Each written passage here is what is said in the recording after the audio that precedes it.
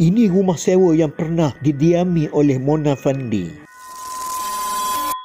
Nama Mona Fandi kekal dalam sejarah kerana dianggap bomoh paling zalim dengan menetak dan mengetung 18 mayat Datuk Mazlan di Raub pada bulan Julai 1993.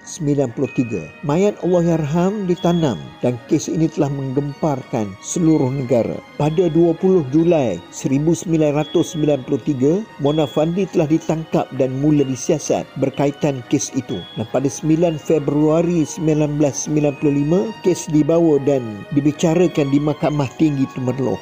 Mahkamah Tinggi Temerloh telah menjatuhkan hukuman gantung kepada Mona Fandi, suaminya Afandi dan pembantunya Juraimi pada November 2001. Apa yang saya nak bawakan, sebenarnya Mona Fandi pernah menyewa di sekitar Temerloh pada tahun 1980-an, iaitu di sebuah rumah di Kampung Pailuas. Ketika itu, orang kampung ini hanya mengenalinya sebagai kerabat di Raja Perak. Ini saya nak tunjukkan rumah sewanya yang terletak di lorong sekolah. Saya sendiri bertemu pemilik rumah itu sebelum ini dan dia membenarkan cerita itu.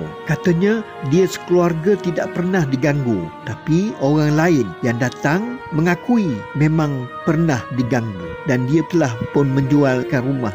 Rumah itu sudah kerap kali bertukar pemiliknya.